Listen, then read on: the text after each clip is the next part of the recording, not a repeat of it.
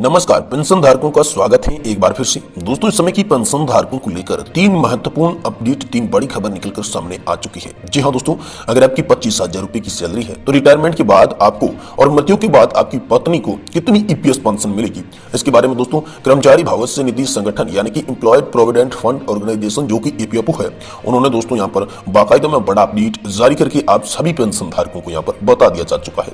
वही दोस्तों, अगली बड़ी खबर की बात करें तो दोस्तों पुरानी पेंशन बहाली के लिए जल्द मेमोरेंडम जारी नहीं हुआ तो दोस्तों होगा आंदोलन। कर्मचारियों ने बहुत ही बड़ी चेतावनी दी। जी हाँ दोस्तों, पुरानी पेंशन विसंगति समाधान संघर्ष मोर्चा उत्तर प्रदेश से आप सभी की केंद्रीय बैठक को लेकर एक बहुत ही बड़ी खबर आई है, जिसके बारे में भी इस वीडियो के अंदर हम आगे चर्चा करने वाले हैं। साथ ही साथ दोस्तों ईपीएस 95 पेंशनर्स के लिए सिर्फ 2,000 रुपए की पेंशन की सिफारिश। आखिरकार ईपीएस 95 पेंशन धारकों के लिए कोश्यारी कमेटी के बाद इस कमेटी ने महज 2,000 रुपए पेंशन की सिफारिश की है। तो आखिर 2,000 रुपए की पेंशन की सिफारिश क्या है और आप सभी के लिए एम्प्लॉयड प्रोविडेंट फंड ऑर्गेनाइजेशन का आखिर क्या बड़ा अपडेट है, और साथ ही साथ आप सभी के लिए पुरानी पेंशन बहाली का जो मेमोरेंडम है उसको अगर जारी नहीं हुआ तो क्या पर आंदोलन होगा, क्या चेतावनी सरकार को मिली है, इसके बारे में दोस्तों आज की इस वीडियो के अंदर बात करेंगे। इसलिए ईपीएस 95 पेंशन धारकों, सरकारी कर्मचारी और राज्य कर्मचारी जो भी पेंशन धारक है, उन सभी से निवेदन रहेगा कि आप इस वीडियो को पूरा देखें ताकि आपको ये मालूम चले कि आखिर पेंशन से रिलेटेड क्या बड़ी खबर है, और साथ ही साथ आप सभी की ईपीएस 95 पेंशन पर हाल फिलहाल में क्या हुआ, इसके बारे में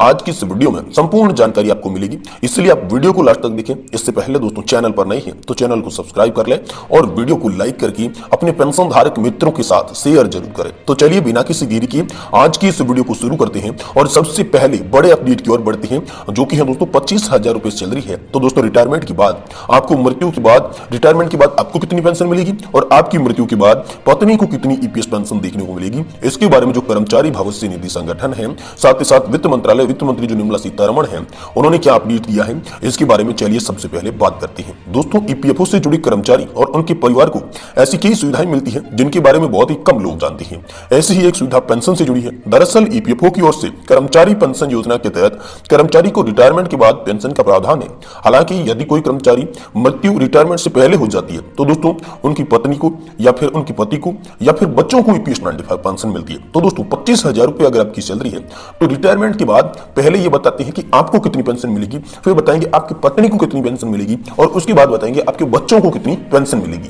दोस्तों अगर आपका पेंशन योग्य जो वेतन है वो 25,000 रुपए है तो रिटायरमेंट के बाद ईपीएस पेंशन की राशि आप कर्मचारी का जो सेवा काल है उस पर निर्भर करती है। यदि कर्मचारी 30 वर्ष तक सेवा करता है तो उसकी मासिक कर्मचारी पेंशन योजना क्या होगी, इसको समझने के लिए पहला आपको दोस्तों सूत्र समझना होगा। अब पेंशन के बराबर में क्या होता है दोस्तों, नियोक्ता यानी कि जो कर्मचारी है उसके द्वारा यहाँ पर जो योगदान कुल कितना किया गया है उससे गुणा करना होता है उसका सेवा अवधि कंट्रीब्यूशन कितने साल तक किया है और उसमें भाग देना होता है 70 का। अगर मान लीजिए यहाँ पर योगदान है 8.33% का और आप सभी की जो सेवा अवधि के साथ साथ आप सभी का जो मतलब होता है यहाँ पर सैलरी वो है दोस्तों 25,000 रुपए और उसके साथ गुणा करेंगे 30 वर्ष अगर आपने कंट्रीब्यूशन दिया, वही भाग 70 का लगेंगे, जिससे दोस्तों आप सभी की जो ईपीएस 95 पेंशन है वो दोस्तों 7,500 रुपए की होगी। इसीलिए इस कर्मचारी को सेवानिवृत्ति के बाद कर्मचारी पेंशन योजना में आपको हर महीने मिलने वाली मासिक पेंशन के रूप में 7,500 रुपए की ईपीएस 95 पेंशन मिलेगी। अब देखिए पेंशन योग्य वेतन तो अगर आपका 25,000 है, लेकिन मृत्यु के बाद परिवार को कितनी पेंशन मिलेगी ये भी कंफ्यूजन बना रहता है। तो दोस्तों पत्नी को 50% ईपीएस पेंशन मिलती है, यानी कि आपको 7,000 मिल रही थी तो उसकी आधी पत्नी को मिलेगी। यदि कोई बच्चा 25 वर्ष से कम आयु का है तो प्रत्येक बच्चे को 25% आपको जो पेंशन मिलती थी उसकी 25% यहाँ पर बच्चे को मिलने वाली है। पत्नी और बच्चे दोनों जीवित है तो पत्नी को 50% पेंशन मिलेगी और प्रत्येक बच्चे को यहाँ पर 12.5% यानी कि पत्नी के भी यहाँ पर दोस्तों आधे से भी आधी पेंशन यहाँ पर मिलने वाली है। यदि पत्नी की भी मृत्यु हो जाती है तो दोस्तों और भी जो बच्चे जीवित होते हैं उन्हें प्रत्येक को 50% पेंशन दी जाती है। यदि पत्नी और बच्चे दोनों की मृत्यु हो जाती है तो कर्मचारी पेंशन योजना की पेंशन की राशि आप सभी के लिए खत्म कर दी जाती है। ये आप सभी के लिए बड़ी खबर है। अब दोस्तों बात करते हैं अगली खबर की। तो दोस्तों पुरानी पेंशन के लिए जल्द मेमोरेंडम जारी हो सकता है, इसके लिए नहीं हुआ तो आंदोलन होगा और कर्मचारियों ने बहुत ही बड़ी चेतावनी दी है। और चेतावनी देने वाले कर्मचारियों की बात करें तो दोस्तों पुरानी पेंशन विसंगति समाधान संघर्ष मोर्चा उत्तर प्रदेश की केंद्रीय बैठक के दौरान ये बड़ा फैसला आप सभी के लिए हुआ है। दोस्तों उत्तर प्रदेश में केंद्रीय मेमोरेंडम के अनुक्रम में पुरानी पेंशन योजना को लेकर आदेश जारी कराने की मांग कर्मचारी संगठनों ने की है। ऐसा न होने पर जनवरी से आंदोलन की चेतावनी दी गई है। पुरानी पेंशन विसंगति समाधान संघर्ष मोर्चा की ओर से रविवार को दारुल सफा विधायक निवास के कॉमन हॉल में आयोजित ये निर्णय लिया गया। बैठक की अध्यक्षता करते हुए प्रदेश संयोजक तारकेश्वर शाही ने कहा कि केंद्र सरकार की पेंशन निदेशालय की ओर से जारी मेमोरेंडम 3 मार्च 2023 के क्रम में प्रदेश सरकार की आदेश जारी करे। यदि जनवरी में मेमोरेंडम जारी नहीं हुआ तो आंदोलन की घोषणा की जाएगी। प्रदेश संयोजक मनोज राज, प्रदेश संयोजक विनिमोकार सिंह और प्रदेश संयोजक आशुतोष मिश्रा ने कहा कि सभी को संगठित होकर संघर्ष के लिए तैयार रहना चाहिए। बैठक में प्रदेश संयोजक अनंत सिंह, त्रिपुरारी दुबे, निशा सिंह, सुधीर कुमार, अजय सिंह, प्रेम नारायण चौरसिया, शहनवाज खान, पदाधाकर सिंह, तोहिना गुप्ता और नीलामी समेत कई मौजूद यहाँ पर लोग रहे थे जो कि मुख्य अधिकारी थे। वहीं दोस्तों अगली बड़ी खबर की बात करें तो सिर्फ 2000 रुपए की ईपीएस पेंशन की सिफारिश। जी हाँ दोस्तों, ईपीएस 95 पेंशन को लेकर एक बड़ी खबर है कि कोश्यारी रिपोर्ट के बाद इस कमेटी ने महज 2000 रुपए की पेंशन की सिफारिश की थी। तो आखिर कैसे, आप सभी के लिए पूरा मामला समझना बेहद जरूरी है कि 2000 रुपए की पेंशन की सिफारिश की थी, लेकिन आज ये जो पेंशन की राशि है ना, ये 2000 के आधार पर भी बढ़कर बहुत ज्यादा हो गई है। जी हाँ दोस्तों, ईपीएस 95 पेंशनर्स अपने हक की लड़ाई लड़ रहे हैं। मौजूद समय में 1000 रुपए की पेंशन के रूप में उन्हें दिया जा रहा है, जिसे 7500 करने की मांग की जा रही है। यह मांग कब तक पूरी होगी ये तो आने वाला समय ही बताएगा, लेकिन फिलहाल जो न्यूनतम पेंशन और भगत सिंह कोश्यारी समिति 2013 की रिपोर्ट है वो खूब चर्चा में चल रही है। दोस्तों खबर प्रसारित होते ही सोशल मीडिया पर इस विषय पर एक बार एक फिर रिपोर्ट शेयर की जा रही है। अन्य समिति के सुझाव तक भी सामने आ रहे हैं, जिसमें महज 2000 रुपए पेंशन देने का सुझाव दिया गया था।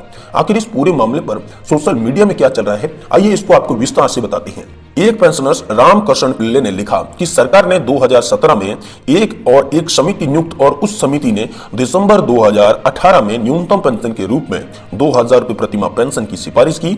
उस रिपोर्ट को इस सरकार द्वारा अस्वीकार या स्वीकार नहीं किया गया। अब सीबीटी की बैठक में ट्रेड यूनियन नेताओं ने न्यूनतम मासिक पेंशन 3000 रुपए प्रति माह करने की मांग की और इस प्रकार मामला श्रम मंत्रालय को लेकर वित्त मंत्री तक ऊपर नीचे तक गया, लेकिन बाद में इस पर कुछ भी नहीं हुआ।